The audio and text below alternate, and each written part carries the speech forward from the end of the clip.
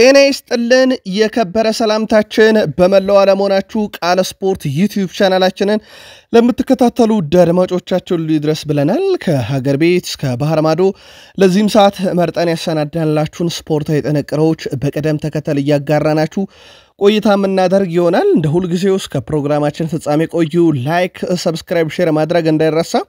በሐሳብ አስተያየታችሁ ግን ለሰጣችሁን ሐሳብ አስተያየቶች አስቀድመን ከልብ እንደ ሁል ጊዜው ዛሬም ማመስገን እንሻለን። ውድ ቤተሰቦቻችን በዚህኛውም ጥንቅራችን የተወሰኑ ሀገራዊ ጉዳዮችን ይዘንላችኋል፣ ታደምጡታላችሁ። ከባህር ማዶ ወጣ ስንል በርከት ያሉ ጨዋታዎችን ትላንት ምሽት ተመለከትን፣ ዛሬም ቀጥለው ይካሄዳሉ።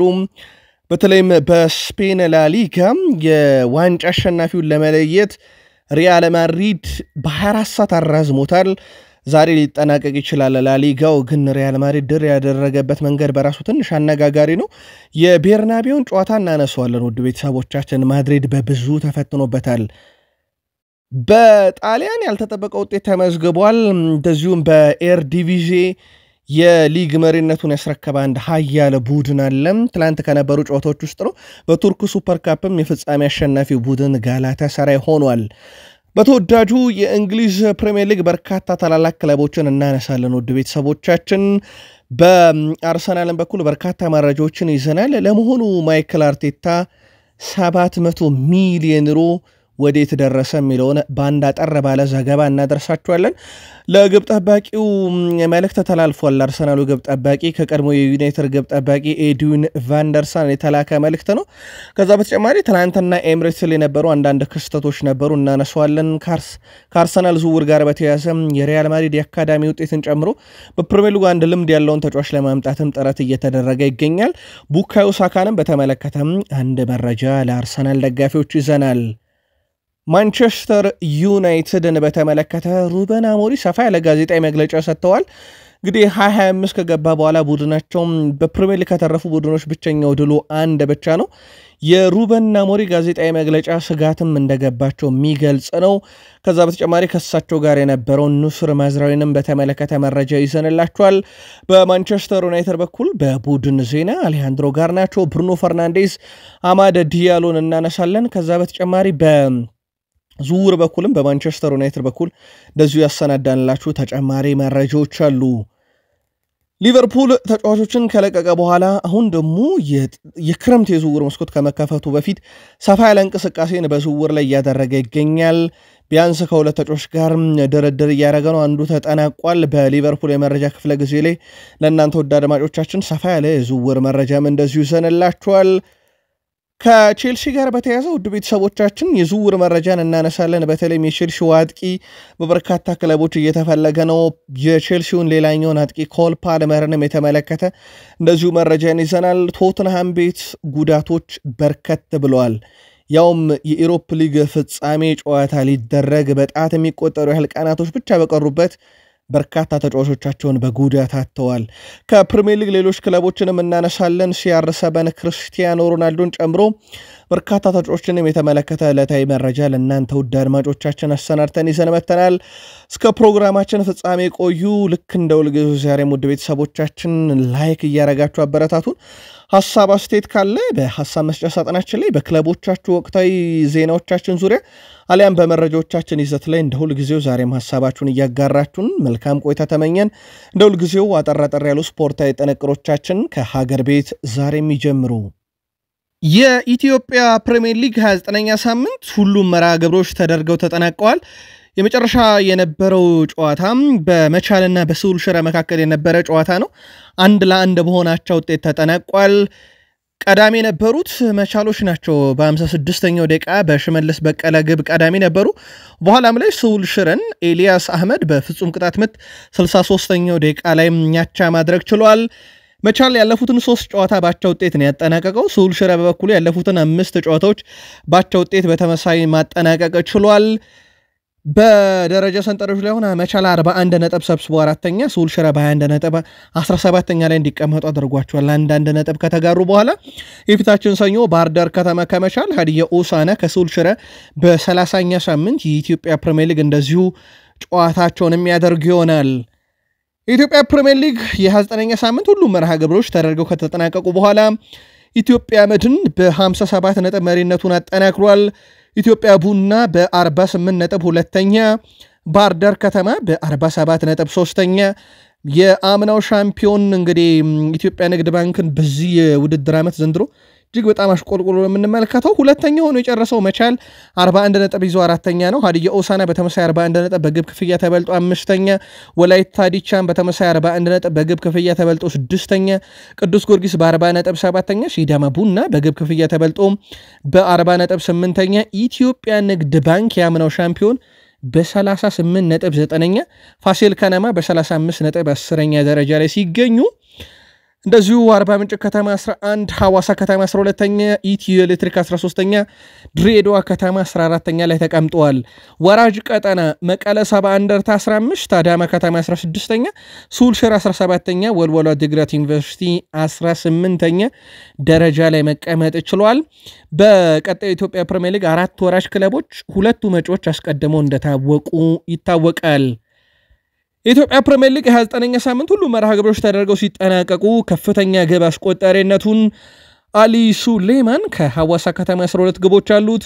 አህመድ ሁሴን ከአርባ ምንጭና ሽመልስ በቀለ ከመቻል 11 ግቦች፣ እንደዚሁ 10 ግብ ያላቸው 3 ተጫዋቾች አሉ። መሐመድ አበራ ከኢትዮጵያ መድን፣ አንተነህ ተፈራ ከኢትዮጵያ ቡናና ጌታነህ ከበደ ከፋሲል ከነማ ቀጣዩን 3ኛ ደረጃን ደግሞ እነኚህ ተጫዋቾች ይዘውት ይገኛሉ። የኢትዮጵያ ፕሪሚየር ሊግ አንድ ቀን ረፍት በኋላ ዛሬን ያርፉና ነገ አርብ ግንቦት 8 ሲዳማ ቡና ከወላይታ ዲቻ 9 ሰዓት፣ ሐዋሳ ከተማ ከቅዱስ ጊዮርጊስ አመሻሽ 12 ሰዓት ላይ ጨዋታቸውን ያደርጋሉ። የኢትዮጵያ ፕሪሚየር ሊግ የ30ኛ ሳምንት ሁሉም መርሃ ግብሮች ከግንቦት 8 አርብ ጀምሮ እስከ ግንቦት 11 ሰኞ ቀን ድረስ 2017 ዓ.ም የሚደረጉ ጨዋታዎች እንዲሁም የሚቀጥል ይሆናል። ዛሬ በአውሮፓ መድረክ ደግሞ ላሊጋው ነው ጨዋታ ያለው። በላሊጋ በርከት ያሉ መርሃ ግብሮች እንመለከታለን። ምሽት 2 ሰዓት ኦሳሱና ከአትሌቲኮ ማድሪድ፣ ሪዮ ቫይካኖ ከሪያል ቤቲስ ይጫወታሉ። ምሽት 4 ሰዓት ከ30 ሄታፌ ከአትሌቲኮ ቢልባኦ፣ እንደዚሁም ኤስፓኞል ከባርሴሎና ጋር ጨዋታቸውን ያደርጋሉ። ኤስፓኞሎች ሪያል ማድሪድን ስላሸነፈን ባርሴሎናን የማናሸነፍበት ምንም ምክንያት የለም ብለዋል። ባለሜዳውን ኤስፓኞልን እናስቀድም። ኤስፓኞል ባለፉት 5 በግል ካረጓቸው ጨዋታዎች 1 ድል ብቻ ነው ያላቸው። በ3 ጨዋታ ተሸንፈው 1 ጨዋታ ደግሞ ባቸው ውጤት አጠናቀዋል። በተቃራኒው ባርሴሎናን ካየን ሽንፈት የሚባል ነገር ባለፉት 5 ጨዋታ አልገጠመውም። 5ቱንም ጨዋታ በድል ነው ያጠናቀቀው። ያውም ግዙፉን የኤል ክላሲኮ ጨዋታ ጭምር ከ2-0 ተመሪነት ተነስቶ 4-3 በሆነ ውጤት አሸንፎ ነው ወደዚህ ጨዋታ የሚመጣው። ሁለቱም ክለቦች የመጨረሻ 4 የእርስ በርስ ግንኙነት እንኳን ነጥለን ከተመለከትን ባርሴሎና 2 ጊዜ አሸንፏል። ሪያል ሶሴዳድ 1 ጊዜ ደግሞ አቻ ወጥቷል። በእርስ በርስ ግንኙነት ባርሴሎና 127 ጊዜ ሪያል ሶሴዳድን ኢስፓኞልን አሸንፎታል። 47 ጊዜ ደግሞ በኢስፓኞል አሸናፊነት ሲጠናቀቅ 50 ጊዜ ሁለቱ ክለቦች ባቻ ውጤት ነው ጨዋታቸውን ያጠናቀቁት። ኤስፓኞል ከባርሴሎና ዛሬ ምሽት 4 ሰዓት ከ30 አርሲዲኢ ስቴዲየም ላይ እንግዲህ ጨዋታቸውን የሚያደርጉ ሲሆን ኢስቶ ጄራርዶ የዛሬውን ጨዋታ በመሃል ሜዳ ዳኝነት ይመሩታል። ቫሎንቫ በቫር ዳኝነት ሲመሩት ባርሴሎና 26 የላሊጋ ጨዋታዎችን አሸንፎ 4 አቻ ወጥቶ በ5 ጨዋታ ብቻ ሽንፈት የገጠመው ቡድን ሲሆን በኤስፓኞል በኩል 10 ጨዋታ ብቻ ነው ዘንድሮ ያሸነፉት። 16 ጨዋታ ይበለጣሉ። 9 አቻ ውጤት አላቸው። 16 ጨዋታዎችን ደግሞ ተሸንፈዋልና ካሸነፉት ጨዋታ ይልቅ ኢስፓኞሎች የተሸነፉት ጨዋታ ለባርሴሎና ድል በቁጥር ደረጃ ካየነው እጅግ በጣም የቀረበ ነው። ለማንኛውም ዛሬ ምሽት 4 ሰዓት ከ30 ላይ የሚደረግ መርሃ ግብር ነው። ሪያል ማድሪድ ትላንት በሳንቲያጎ ቤርናቤው የነበረ ጨዋታቸውን ማሎርካን 2-1 በሆነ ውጤት አሸንፏል። በእርግጥ ፍጹም የጨዋታ የበላይነት ነበረ በሪያል ማድሪድ በኩል። የሪያል ማድሪድ እንግዲህ ጨዋታን ከተመለከትን ቫሌንት ገና 11ኛው ደቂቃ ላይ ለማሎርካ ባስቆጠረው ግብ ይመራ ነበረ ሪያል ማድሪድ። ከረፍት በኋላ ግን ኬሊያን ምባፔ 68ኛው ደቂቃ ላይ፣ ራሞን 95ኛው ደቂቃ ላይ ነው የአሸናፊነቷን ግብ ማስቆጠር የቻለው። ኬሊያን ምባፔ እጅግ በጣም አስደናቂ ውድድር ዓመት በመጣበት ዓመት እያሳለፈ ይገኛል። ሪያል ማድሪዶች ነጥባቸውን 78 አደርሰዋል። እንደዚሁ ማሎርካ እዛው 47 ነጥብ ላይ ቆመው 9ኛ ደረጃ ተገኝተዋል። ለኤሮፕ ሊግ የሚያደርጉት ተጋድሎ ላይ ትላንት ማሎርካዎች ነጥቡ በጣም ያስፈልጋቸው ነበር። ያው ሪያል ማድሪድን ይፈተናሉ ተብሎ ነበር ፈተነው ነበር በማሸነፊያ መንገዶች ነገር ግን ፍጹም የሪያል ማድሪድ የበላይነት ነበር በጨዋታው ላይ የፊታችን እሁድ ሴቪያ ከሪያል ማድሪድ እንዲሁም ማሎርካ ከሄታፌ ጋር በላሊጋው ጨዋታቸውን የሚያደርጉ ይሆናል በ37ኛ ሳምንት ኬሊያን ምባፔ የሪያል ማድሪድ በታሪክ የመጀመሪያው ተጫዋች ሆኗል በመጣበት ዓመት 40 ግቦችን በሁሉም መድረክ አስቆጥሯል ይህ እጅግ በጣም ትልቅ የሚባል ቁጥር ነው በሪያል ማድሪድ ታሪክም የመጀመሪያው ነው ሌላኛው ኬሊያን ምባፔ ትላንት ያሻሻለው ሪካርድ ወደ ቤተሰቦቻችን 28ኛ የላሊጋ ግቡን አስቆጥሮ በሪያል ማድሪድ የአልፍሬዶ ዴ ስቴፋኖን ሪካርድ አልፎታል 27 ነበረ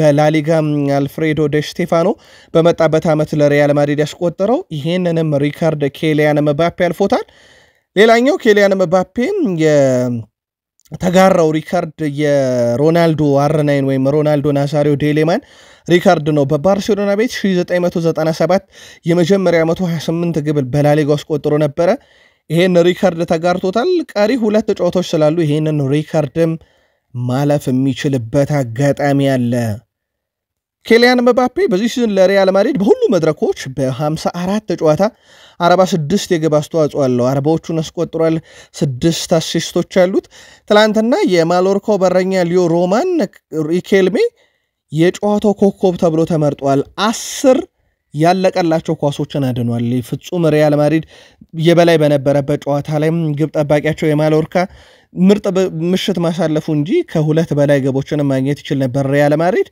ግን ሁለተኛውን ግብ ለማግኘት ራሱ 95ኛው ደቂቃ መጠበቅ ነበረበት ሪያል ማድሪድ በአጠቃላይ በዚህ ውድድር ዓመት 38ኛ ግብ ነው በላሊጋው ያስተናገደው ባለፉት 7 ዓመታት ውስጥ ትልቁ የተቆጠረበት ግብ 2018-1946 ነበረ ከዛ በኋላ የተመለከትነው ከፍተኛው ግብ ነው 38 ግቦችን በዚህ ውድድር ዓመት ብቻ አስተናግዷል በእርግጥ ብዙ የሚፈረድበት ቡድን አይደለም በጉዳት ምስቅልቅሉ የወጣ ቡድን ነው ትላንትና ብቻ 10 ዋናው ቡድን ተጫዋቾቹ ነበሩ ሜዳ ላይ ነበሩት ቀሪዎቹ የዋናው ቡድን ተጫዋቾች በሙሉ ጉዳት ላይ እንደነበሩ ይታወቃል በሪያል ማድሪድ እና በበርነማውዝ መካከል የተደረገው ውይይት በስምምነት ተጠናቋል ወደ ቤተሰቦቻችን ሪያል ማድሪዶች 50 ሚሊዮን ዩሮ ማፍረሻውን እስከ 2026 ከፍለው እንዲያጠናቀቁ ነው ከስምምነት የደረሱት የመጨረሻ የወረቀት ስራዎች ብቻ ቀርተዋል አስቀድሞ ዲያን ሁይሰን ሪያል ማድሪድን ለመቀላቀል በቃል ደረጃ ከስምምነት ደርሶ እንደነበረ ይታወቃል የመጨረሻ ስራዎች ይሰራሉ ሪያል ማድሪድ የመጀመሪያ ፊርማው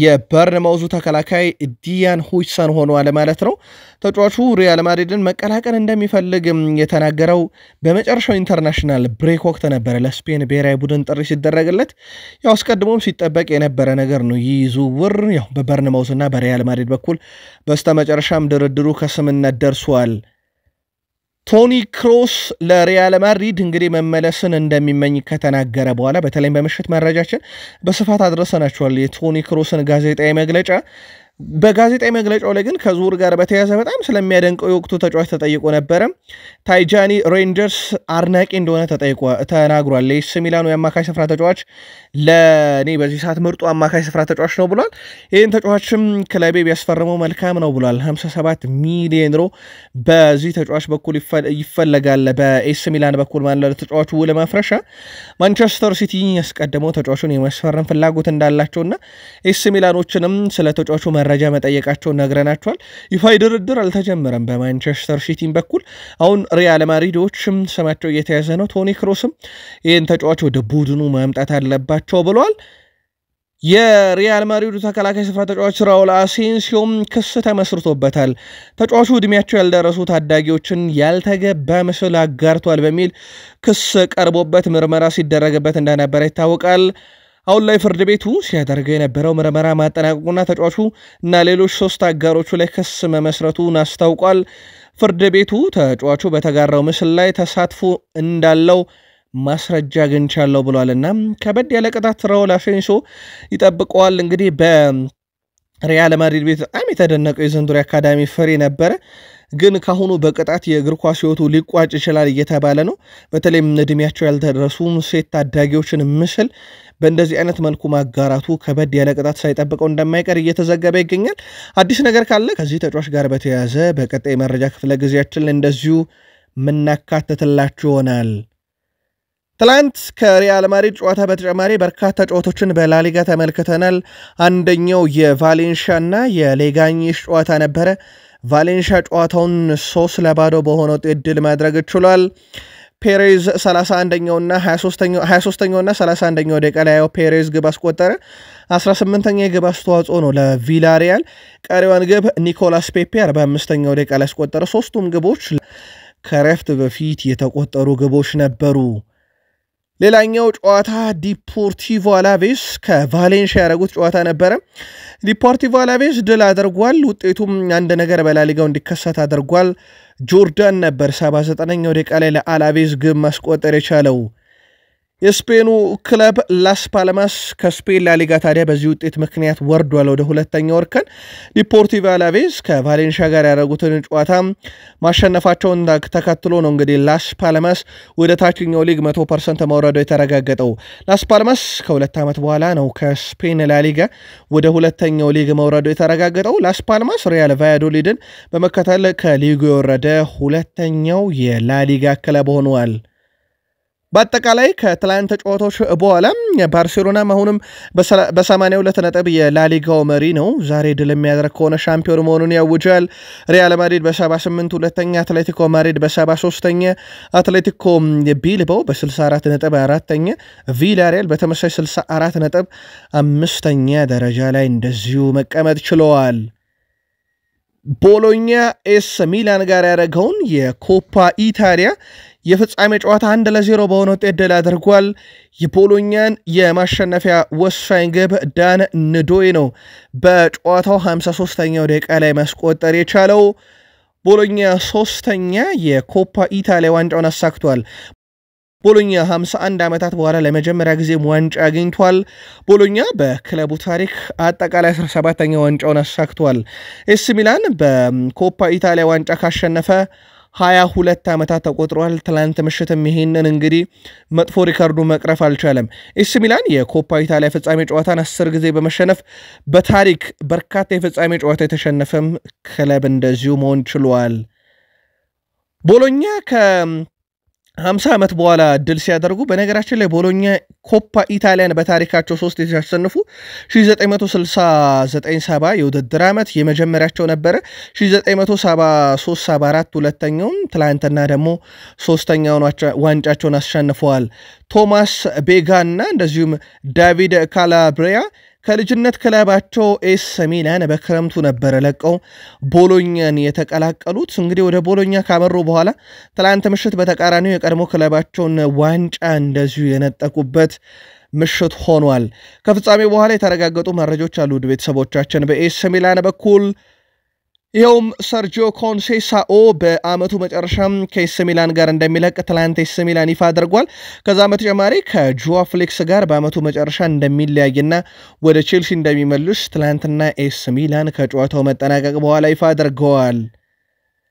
ጋላታሳራይ ትራብዞንስፖርን 3-0 በማሸነፍ የቱርክ ካፕ አሸናፊ መሆናቸውን ትላንትና አረጋግጠዋል። ግቦቹን ገና በ5ኛው ደቂቃ ላይ ያልሚስ 46ኛውና 63ኛው ደቂቃ ላይ ደግሞ ቪክተር ኦስሜን 2 ግቦችን በፍጻሜ ጨዋታ ላይ ማሸነፍ ችሏል። ስለዚህ ጋላታሳራይ የ2024-25 የቱርኪሽ ካፕ አሸናፊ መሆናቸው ትላንት አውጀዋል። ቪክተር ኦስሜን በዚህ ውድድር ዓመት ለጋላታሳራይ ባደረጋቸው አጠቃላይ 39 ጨዋታዎች 34ኛ ግቡ ላይ ሲደርስ 7 አሲስቶች አሉት። በድምሩ በ39 ጨዋታ 41ኛ የግብ አስተዋጽኦ ላይ ደርሷል። ይህ ተጫዋች በአመቱ መጨረሻም ወደ እናት ክለቡ ናፖሊ ተመልሶ የክረምት የዝውውር መስኮት ላይ እንግዲህ ወደ አንድ ትልቅ ክለብ ይቀላቀላል ተብሎ ይጠበቃል። እስከዚህ ሰዓት ድረስ ግን መዳረሻው አይታወቅም። አያክስ አምስተርዳሞች በኤር ዲቪዚዮ ከ4 ጨዋታ በፊት ደረጃ ሰንጠረዡ ላይ ብንመለከት ፒኤስቪን በ9 ነጥብ ርቀው ይመሩ ነበረ። ከ4 ጨዋታ በኋላ ግን መሪነታቸውን ለፒኤስቪ ያስረክበዋል። ትላንት ፒኤስቪዎች ተጋጣሚያቸውን ሄርሲል 4-1 በሆነ ውጤት አሸንፈዋል። ቲልማን 18ኛው፣ ሳብሪያ 21ኛውና 35ኛው እንደዚሁም ቲልማን መልሶ 40ኛው ደቂቃ ላይ 4ቱን የማሸነፊያ ግቦች ለፒኤስቪ አይንዶቨን ማስቆጠር ችለዋል። በተቃራኒው ጨዋታ የነበረው አያክስ ከግሮኒንገር ጋር ነበረ ጨዋታ የነበረው 2-2 በሆናቸው ውጤት ጨዋታውን አጠናቋል። ያውም 99ኛው ደቂቃ ላይ ነው አያክስ ላይ ገብ የገባበት እና አያክስ ነጥብ መጣሉን ተከትሎ በደረጃ ሰንጠረዡ ወደ ሁለተኛ ተንሸራቷል። ከ4 ሳምንት በፊት በ9 ነጥብ ልዩነት ይመራ ነበረ። የኤርዲቪዚዮ አንድ ጨዋታ ሲቀረው ፒኤስቪ አይንድሆቨን በ76 ነጥብ አንደኛ፣ አያክስ በ75 ነጥብ ወደ ሁለተኛ ተንሸራቷል። ፌኖርድ 68 ነጥብ ይዞ ሶስተኛ ነው። እንግዲህ በቀጣይ አንድ ጨዋታም ፒኤስቪ አይንድሆቨን የሚያሸንፍ ከሆነ የኤርዲቪዚዮ ሻምፒዮን መሆን ይችላል። ፌራን ቶሬዝ እንግዲህ በህመም ምክንያት ትላንት አስቸኳይ ቀዶ ጥገና አድርጓል። በዚህ ምክንያት ፌራን ቶሬዝ ከባርሴሎና ስብስብ ውጪ መሆኑ ተረጋግጧል ማለት ነው። የውድድር ዓመት ለሱም አብቅቷል። ባርሴሎና የቀሩት 2 ተጫዋቾች ናቸው። ዛሬ ደግሞ ካሸነፈም የስፔን ላሊጋ ዋንጫ አሸናፊነቱ እንደሚረጋገጥ ይታወቃል። ያው በፊት መስመሩ ላይ በቀሩት ጨዋታ ሮቤርት ሌዋንዶስኪን መጠቀም ይችላል። በእርግጥ የባርሴሎና ፊት መስመር ዘንድሮ ብዙ የሚታማ አይደለም። በተለይም እንደ ላሚን ያማልና እንደዚሁም ሌላኛው ራፊኒያን የመሳሰሉ የክንፍ ተጫዋቾች ግን ደግሞ በርካታ ግብ አስቆጣሪ ተጫዋቾች አሉትና የዛሬው ጨዋታ ለባርሴሎና በጣም ወሳኝ ነው። ድል የሚያደርጉ ከሆነ በቀጥታ የ2024-25 የውድድር ዓመት ሻምፒዮን ይሆናሉ። እንግሊዛዊ ተከላካይ ስፍራ ተጫዋች ኤሪክ ዳየር የፈረንሳዩን ክለብ ሞናኮን መቀላቀሉ ይፋ ተደርጓል። ባየር ሙኒክ ያለው ኮንትራት የተጠናቀቀው ኤሪክ ዳየር በነፃ ዝውውር ሞናኮን መቀላቀሉ ይፋ ተደርጓል። የቀድሞ የቶትናም ተከላካይ ኤሪክ ዳየር በሞናኮ ቤት እስከ 2028 የሚያቆየውን የ3 ዓመት ውል መፈራረሙ ተገልጿል። ስለሆነም ከዚህ በኋላ የሞናኮ ተጫዋች ሆኖ ይቀጥላል ማለት ነው። ፖርቹጋላዊ አልናስር ተጫዋች ክርስቲያኖ ሮናልዶን በተመለከተ በርካታ መረጃዎች እየወጡ ነው። አልናስር የወደፊት ቆይታውን እስካሁን አለመታወቁም የሳውዲ አረቢያ መገናኛ ብዙሃን ዘግበዋል። ክርስቲያኖ ሮናልዶ በበኩሉም አልናስር እቅድ ሂደት ደስተኛ አለመሆኑና ቡድኑ የዋንጫ ተፎካካሪ ሆኖ እንዲገነባ እንደሚፈልግ ገልጿል። በሌላ በኩል አልሂላልን ለአጭር ጊዜም ቢሆን ተቀላቅሎ በዓለም ክለቦች ዋንጫ ውድድር እንዲሳተፍ ከሳውዲ አረቢያ ኢንቨስትመንት ፈንድ ፍላጎት እንዳለም ተዘግቧል። ባለፉት ቀናት ከፊፋው ፕሬዝዳንት ዣን ኢንፋንቲኖ ጋር ወደ ሳውዲ አረቢያ አቅንተው የነበሩት የአሜሪካው ፕሬዝዳንት ዶናልድ ትራምፕ የሮናልዶ ተሳትፎን እንደሚፈልጉ ተናግረዋልና በዚህ ምክንያት ሮናልዶ በዓለም ክለቦች ዋንጫ እንዲሳተፍ አሁን በፊፋም ባዘጋጀው ሀገር ፕሬዝዳንት ዶናልድ ትራምፕም ጭምር ይፈለጋልና ቀጣይ መዳረሻው በጉጉት እንዲጠበቅ አድርጓል። የፓሪስ ሰን ዠርሜን የቀጣይ የክረምት የዝውውር እቅድ ውስጥ አንደኛው የኒውካስል ዩናይትዱ ሴቨን ቦትማን ነው ተብሏል። ተጫዋቹን ለማስፈረም መረጃዎችን ፓሪስ ሰን ዠርሜኖች ማሰባሰብ ጀምረዋል። በኒውካስል ዩናይትድ በኩል በቀጣይ ክረምት ራሳቸውን በደንብ ለማጠናከር የተወሰኑ ተጫዋቾችን ይለቃሉ ተብሎ ይጠበቃል። ሴቨን ቦትማንን በተመለከተ እስካሁን የኒውካስል ዩናይትድ ምላሽ አልታወቀም። በእርግጥ ይፋዊ ጥያቄ አላቀረቡም ፓሪስ ሰን ዠርሜኖችም፣ ግን ተጫዋቹን ማስፈረም ይፈልጋሉ ተብሏል። ውድ ቤተሰቦቻችን ቃል ስፖርት ዩቲዩብ ቻናላችን ከሀገር ቤት እስከ ባህር ማዶ የተመራረጡ ስፖርታዊ ጥንቅሮችን እያጋራናችሁ እንገኛለን። ከተወዳጁ የእንግሊዝ ፕሪሚየር ሊግ ታላላቅ ክለቦች ወዳገኘናቸው ተጨማሪ ስፖርታዊ ጥንቅሮቻችን ደግሞ እንሻገር። ከፕሪሚየር ሊግ የመረጃ ክፍለ ጊዜያችን ጋር በድጋሚ መልካም ቆይታ ተመኘን። የሰሜን ለንደኑ ክለብ ቶትናም ወሳኝ የመሃል ሜዳ ተጫዋች ዲያን ኩሉዞቭስኪ በጉዳት ምክንያት እንግዲህ ከውድድር ዓመት ውጭ ሆኗል። በክሪስታል ፓላስ ጨዋታ ጉዳት ያጋጠመ ኩሉዞቭስኪ ትላንትና የቀዶ ጥገና ሕክምና ማድረጉ ታውቋል። ፖስቴኮግሉ ኩሉዞቭስኪን ጉዳት ባስተናገደበት የክሪስታል ፓላስ ጨዋታ ያሰለፉት ከነበረበት ጉዳት ለማገገም ጨዋታው ያስፈልገው ስለነበር ብለዋል። ግን ተባብሶበት ለቀዶ ሕክምና ማብቅቶታል።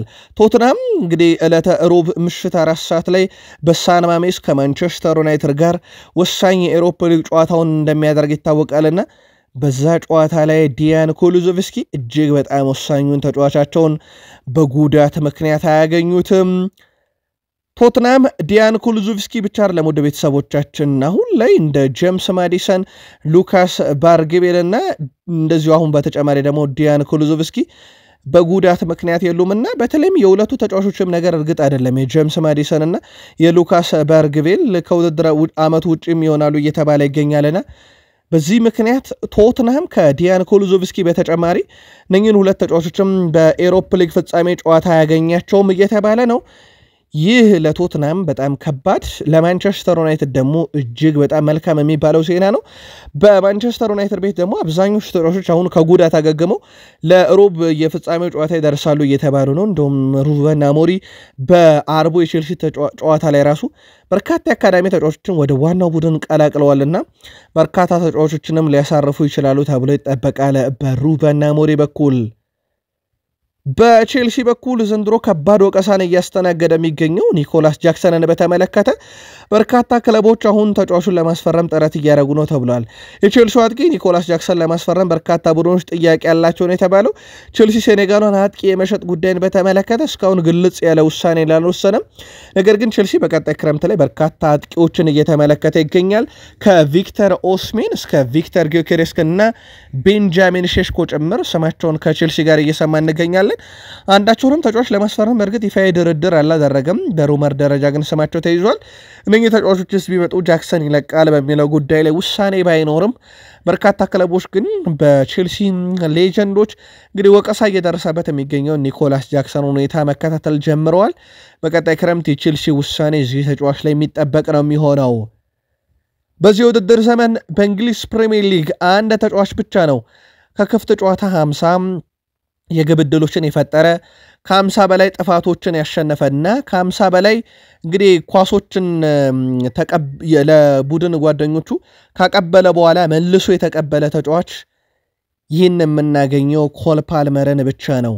ኮል ፓልመር ላይ አንድ ጥያቄ ብቻ ነው ሊነሳበት የሚገባው። በዘንድሮ የውድድር ዓመት በ2025 የውድድር ዓመት ላይ እጅግ በጣም ደካማውን ኮል ፓልመርን አይተናል። በክፍት ጨዋታ ራሱ ግብ ካስቆጠረ በርካታ ቀናት ተቆጥሯል። በዚህ ብቻ ጥያቄ ሊነሳበት ይችላል። ከዛ በተረፈ ግን ዘንድሮ ቼልሲ እዚህ ላለበት መድረስ በተለይም በመጀመሪያው የፕሪሚየር ሊጉ ሲዝን ላይ በጣም ጠንካራ ነበረ። ካስታውሳችሁ 2025 ሊገባ በተለይም የፈረንጆቹ ዲሴምበር ወር ላይ 2024 ዲሴምበር ወር ላይ ከመሪው ሊቨርፑል በራሱ በ2 ነጥብ ልዩነት ወደ ሁለተኛ ደረጃ ላይ የተቀመጠ ቡድን ነበረ። ለዛ ቡድን እዛ መገኘት ራሱ ትልቁ ጥንካሬ የኮል ፓልመር እንደነበረ ሚዘነጋ አይደለም።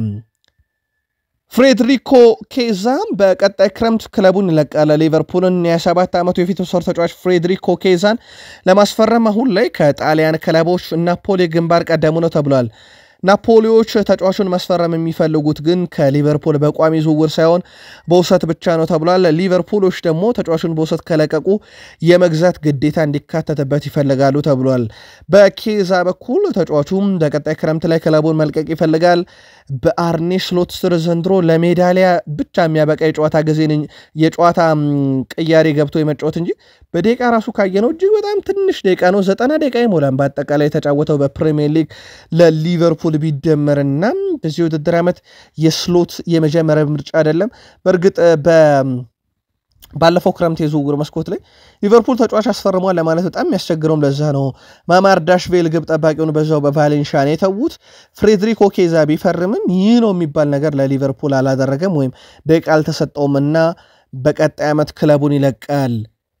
የመርሳይዱ ክለብ ሊቨርፑል የባየር ሌቨርኩሰኑን የመሃል ሜዳ ተጫዋች ፍሎሪያን ቨርትዝን ማስፈረም እንደሚፈልጉ ተረጋግጧል። ሊቨርፑል ተጫዋቹን ለማስፈረም ያለውንም ፍላጎት ወኪሉ በሰሞኑ ሲቲን ሊያነጋግር በመጣበት ሰዓት ከሊቨርፑልም ጋር ድርድር አድርጓል። ዘ አትሌቲክ እንዳረጋገጠውም ከሆነ ፍሎሪያን ቨርትዝ ከማንቸስተር ሲቲ በተጨማሪ ከሊቨርፑልም ጋር ድርድር ተደርጓል ተብሏል። ሊቨርፑል ተጫዋቹን እንግዲህ ጀርመንና በባየር ሌቨርኩሰን ሊቨርፑል ተጫዋቹን ከጀርመኑ ኃያል ክለብ ባየር ሙኒክ እና ከእንግሊዙ ክለብ ማንቸስተር ሲቲ ጋር ፉክክር ይጠብቋል ተብሏል። ባየር ሌቨርኩሰን መልቀቅ ከፈለገ ለማስፈረም ፍላጎት ያላቸው በርካታ ክለቦች ውስጥ አንደኛው የጀርመኑ ኃያል ክለብ ባየር ሙኒክ እንደሆነ ይታወቃል። ይሁን እንጂ ፍሎሪያን ቨርትዝ ክለቡን ለመልቀቅ መፈለጉ እንግዲህ ያለመፈለጉ በግልጽ ባይታወቅም ድርድሮች፣ ውይይቶች ግን እየተደረጉ ይገኛሉ።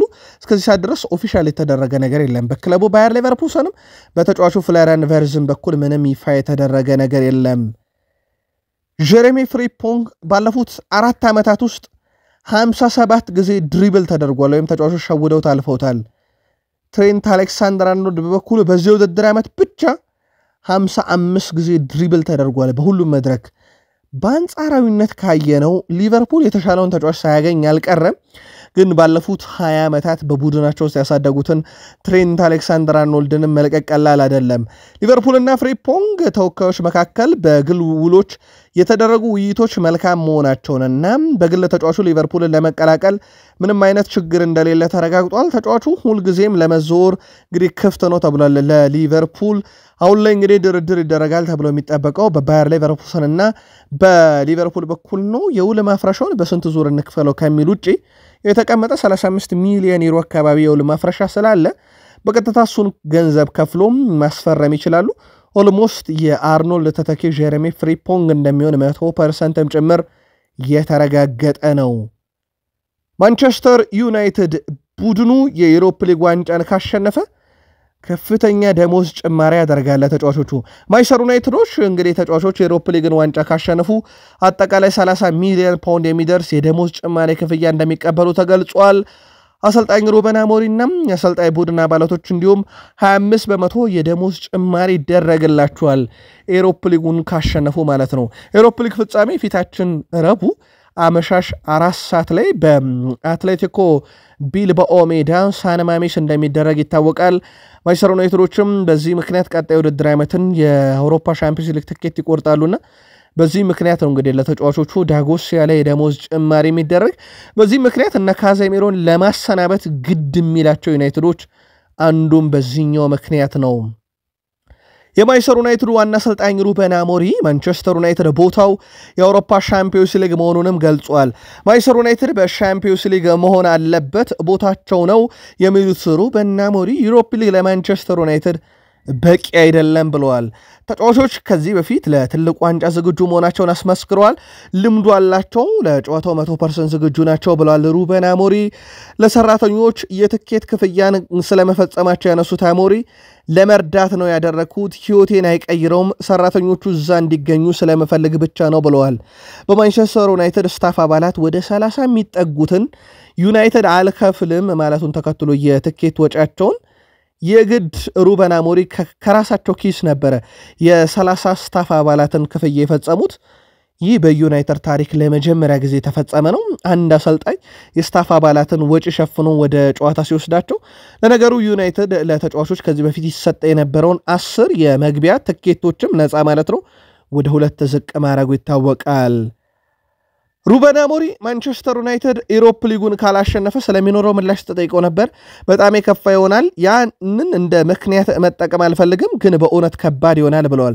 ከደጋፊዎቹ ትዕግስትና ከጋዜጠኞች ሁኔታ አንጻርም ካላሸነፍን የሚቀጥለው ዓመት የመጨረሻው ከባድ ይሆናል ብለዋል። ሁሉንም ነገር ለመቀጠል ፍጹም መሆን አለብን፣ ይህን አውቃለሁ። ስለዚህ እንደዛ አይሆንም ብዬ አስባለሁ። በዚያ መንገድ ላይ መቀጠል የተሻለ አይደለም ብለዋል። በሽንፈት ጎዳና ላይ እንግዲህ በጫና ደረጃ ከደጋፊውም ከጋዜጠኞችም ከሚዲያውም የሚኖረው ነገር ለዩናይትድ በጣም አስቸጋሪ እንደሚሆን ገብቷቸዋልና የፍጻሜውን ጨዋታ ማሸነፍ እንግዲህ ነገሮችን በተወሰነ መንገድ ዩናይትድ ቤት ያቀላል ተብሎ ይታሰባል። ያው መጥፎን የውድድር ዓመት ከማሳለፍ ግን አያግዳቸውም። ምናልባት በታሪክ እንግዲህ በፕሪሚየር ሊጉ ደረጃ ሰንጠረዥ ግርጌ አካባቢ ሆኖ ጨርሶ ከሚተርፉት ቡድኖች አንጻር ማለት ነው ኦሬዲ ወራጆቹ ስለተለዩ ከተረፉት ግርጌ ሆኖ ጨርሶም የአውሮፓ ሻምፒዮንስ ሊግን የተቀላቀለ ቡድን በመሆን በታሪክ ስሙን ሊያጽፍ ይችላል። ኑሱር ማዝራዊ ይህ የዩሮፓ ሊግ ነው የመጨረሻ እድላችን ነው፣ ስለዚህ ጨዋታ ካለፉት ጨዋታዎች በሙሉ የተለየ ነው፣ የዓመቱ ትልቁም ጨዋታ ጭምርና ወሳኙ ጨዋታ ነው ብሏል።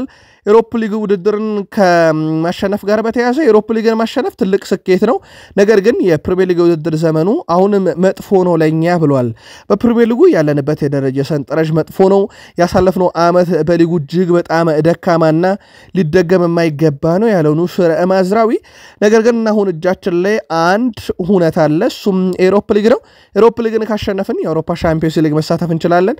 ስለዚህ ይህንን እድላችንን በደንብ መጠቀም ይኖርብናል ብለዋል። ከጨዋታው በፊት በነበረ ጋዜጣዊ መግለጫ ላይ ነው ቡድኑ ከቼልሲ ጋር በዚህ ሳምንት የፕሪሚየር ሊግ መርሃ ግብር እንደሚያደርግ ይታወቃል።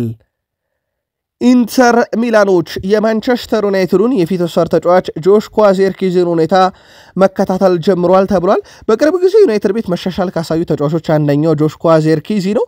ምንም እንኳን በጉዳት ምክንያት ለማንቸስተር ዩናይትድ በወሳኝ ተጫዋቾች ላይ ከቅርብ ጊዜ ወዲህ እየተገኘ አይደለም። ምናልባት መጠነኛ እንቅስቃሴዎችን እያደረገ ነው። በግሉ ለኤሮፕ ሊግ ፍጻሜ መድረሱ ነገር እስከዚህ ሰዓት ድረስ እርግጥ እንዳልሆነ ይታወቃል።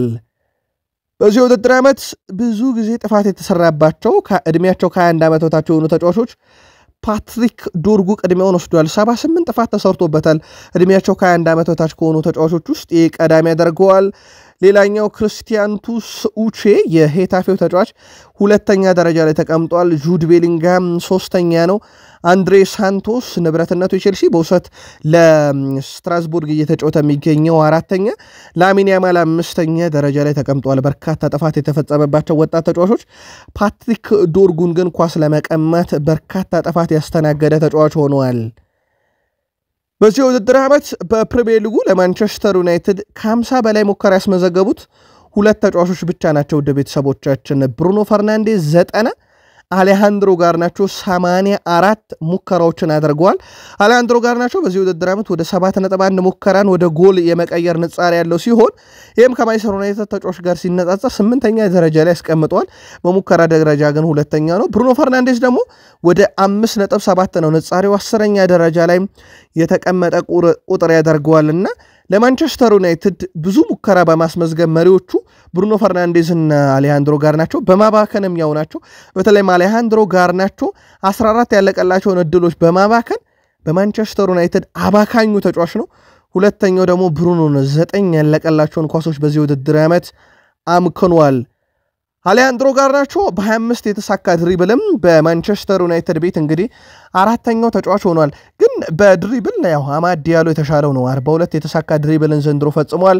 ብሩኖ ፈርናንዴዝ ሁለተኛ ነው 26፣ ዳሎት 26 ተመሳሳይ ቁጥር አለው። አሌሃንድሮ ጋርናቾ አራተኛው ተጫዋች ነው 25 ድሪብል አለው።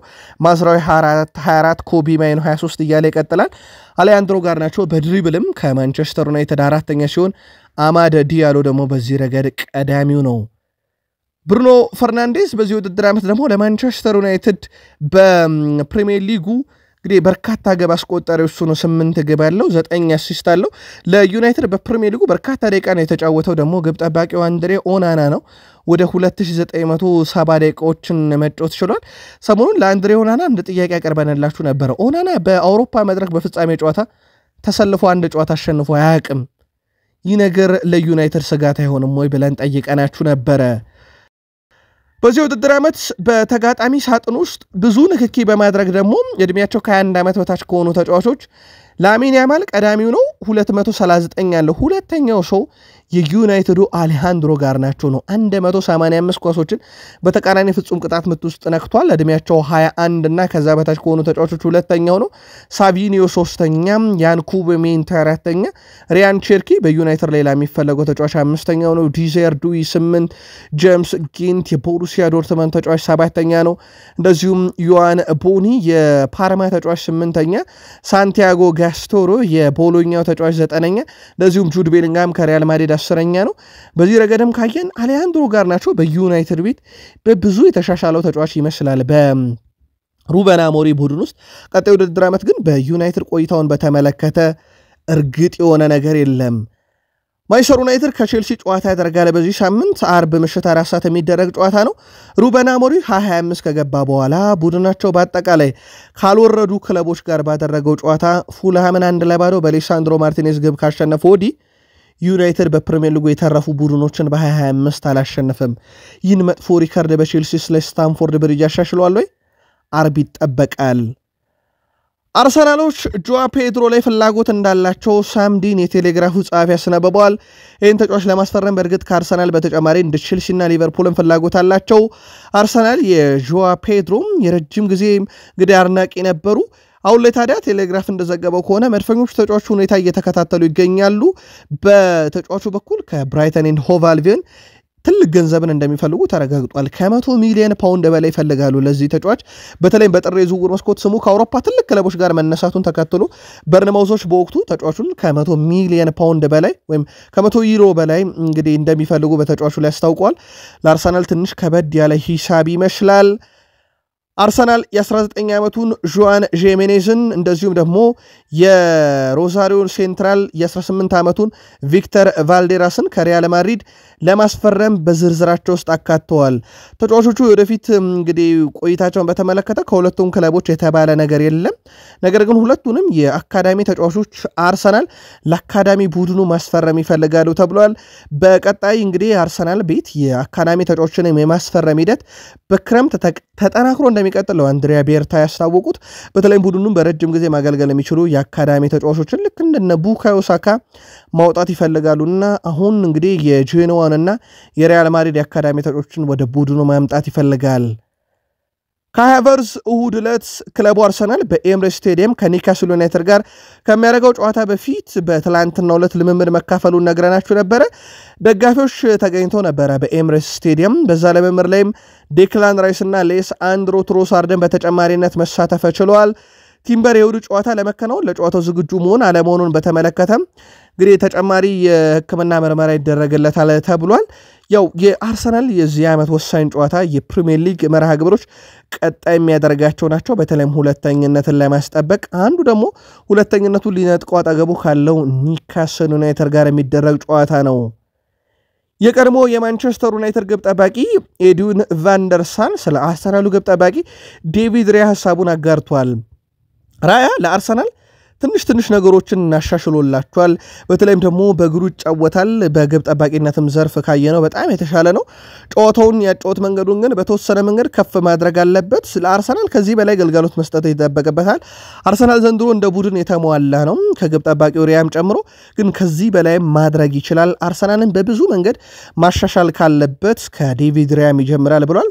ግን ለለፉት 2 ዓመታት ላሳለፈው ነገር ክሬዲት ሰጥቶታል የቀድሞ ተጫዋች ኤድዊን ቫንደርሳን። ኢታን ንዋኔሪ በሚቀጥለው የውድድር ዓመት ዴቪድ ራያ የሚለቀውን 22 ቁጥር መለያ ይሰጠዋል። ያው ዴቪድ ራያ ቀጣይ የውድድር ዓመት የአርሰናል 1 ቁጥር መለያ ለባሽ እንደሚሆን ተረጋግጧል። ያው ሉዊስ ማይልስ ስኬሊ በዛው 49 ቁጥር መለያ ላይ እንደሚቆይ ተረጋግጧል። ኢታን ንዋኔሪ ግን ከ53 ቁጥር ወደ 22 ቁጥር ይሸጋገራል። ማይክል አርቴታም አርሰናል ቤት እንግዲህ ወደ 6ኛ ሲዝኑን አስጠናቋል። በአጠቃላይ በእነኚህ ጊዜ 700 ሚሊዮን ዩሮ ለዝውውር ወጪ አድርጓል። በፕሪሚየር ሊግ እንግዲህ ከሁለተኝነት የዘለለ ነገር አርሰናል እስካሁን አላስመለከተንም። በአርሰናል በተፎካከረው ደረጃ ግን ጥሩ የሚባል ጊዜን በፕሪሚየር ሊጉ አሳልፏል። 700 ሚሊዮን ዩሮ ካወጣ በኋላ ግን የማይክል አርቴታ ቡድን 1 ኤፍ ኤ ካፕና 2 ኮሚቲ ሺልድ ዋንጫን ብቻ ነው ያሳካው። ስለዚህ የማይክል አርቴታ ቡድን በዋንጫ ደረጃ ኮሚቲ ሺልድ ይበልጣል ማለት ነው እና ኦልሞስት አብዛኛውን የዋንጫ ብዛት የማይክል አርቴታ በኮሚቲ ሺልድ 2 እና በኤፍ ኤ ካፕ 1 ብቻ ነው የወጣው። ወጪ ደግሞ 700 ሚሊዮን ዩሮ ነው። ተገቢ ነው ብላችሁ ታስባላችሁ? የግል መልከታችሁን አጋሩን። አርሰናል ሌጀንድ ተጫዋቾች መካከል የሆነው ኒግል ዌንተርበርን ለአርሰናል የመጨረሻ ጨዋታውን ያደረገው ከ25 ዓመት በፊት ልክ በዚች ቀን ነበረ። ኒጌል በአርሰናል ቤት ወደ 584 ጨዋታ 3 የፕሪሚየር ሊግ ዋንጫ 2 ኤፍ ኤ ካፕ አጠቃላይ 7 ዋንጫዎችን ማሳካት የቻለ አስደናቂ ተጫዋች ነበረ። 13 ዓመታትን በአጠቃላይ በአርሰናል ቆይቷል።